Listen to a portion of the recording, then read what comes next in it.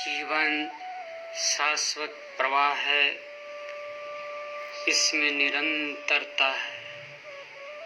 जीवन जा रहा है, अनवरत जा रहा है, फिर भी इसमें अमरता है।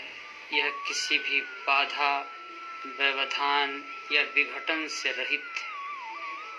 हालांकि इस सच्चाई को लोग भ्रम, भ्रांति और भूलवश अनुभव नहीं कर पाते, इसलिए मृत्यु पर शोकाकुल और संतप्त होते रहते हैं। वे मृत्यु को जीवन का अंत मान लेते हैं और पीड़ा पाते हैं। ऐसी पीड़ा पाने वाले यह नहीं जानते कि उनकी इस पीड़ा का कारण केवल उनका अज्ञान है।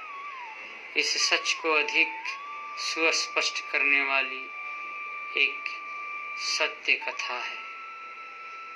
हुआ यूं कि एक बार रूस के सुविख्यात संत गुरजिएफ का एक शिष्य मर गया।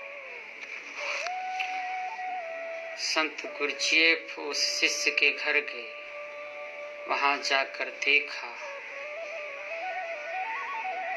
कि उनके शिष्य की लाश रखी थी और लोग जोर जोर से रो रहे थे। उन्होंने जोर से पूछा, यह आदमी जीवित है या मृत? इज दिस मैन डेड और अलाइव? उनके सवाल से सभी को हैरानी हुई। लोगों ने कहा, भला यह भी कोई सवाल हुआ? लाश सामने है, डेड बॉडी सामने है, इसमें पूछने की क्या बात है?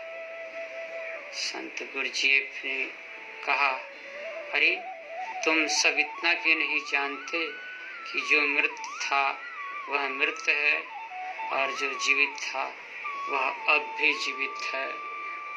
बस दोनों का संबंध टूट गया है। जीवन की कोई मृत्यु नहीं होती और मृत्यु का कभी कोई जीवन नहीं होता। जो जन्म लेता है उसी की मृत्यु होती है।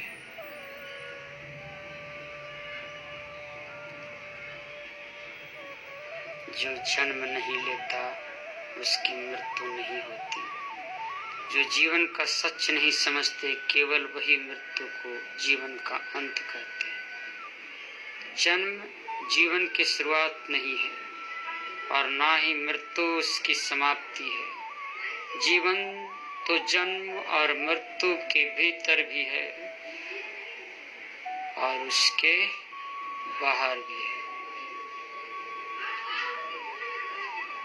यह तो जन्म लेने से पहले भी है और मरने के बाद भी है। जीवन के दायरे में ही जन्म व मृत्यु की घटनाएं घटित होती हैं, पर यथार्थ में उसका कभी कोई जन्म या मृत्यु नहीं है।